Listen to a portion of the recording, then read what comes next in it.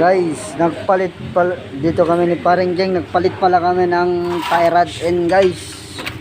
Paring Jeng. Ito, yung Chihuahua band type multi-cab. Palit kami ng tie rod end at saka rack end guys. Palit kami. Kaya tsaka ito pala guys, walang available. Ito wala siyang available na ganito guys. So yung ginawa namin, yung bago pinamasin shop namin to guys. Itong rack end nya.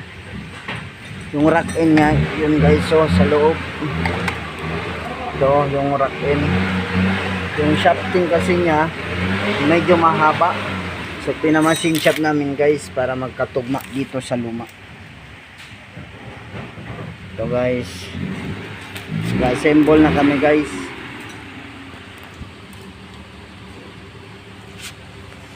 Chihuahua multi-cab band type.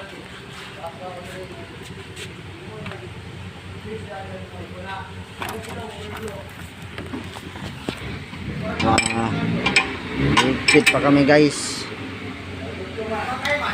Hinihigpitan pa.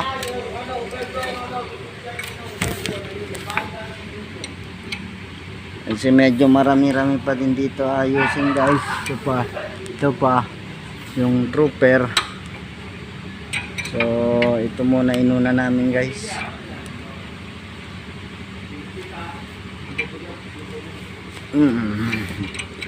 Sisentro lang natin yung butas.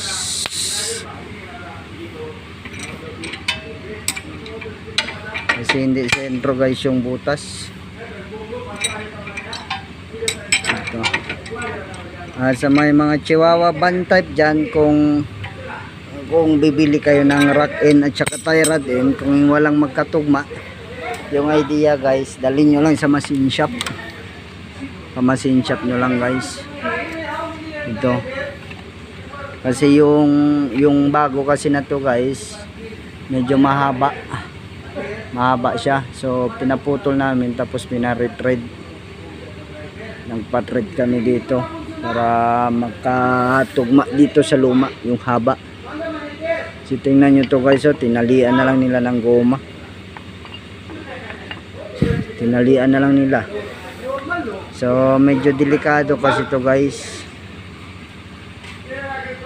Medyo delikado kasi siya, kasi pagtalian nyo lang ng goma, pag kasi matulin yung takbo nyo tapos natanggal yung rack end or yung tie rod end, madidisgrasya kayo guys nun.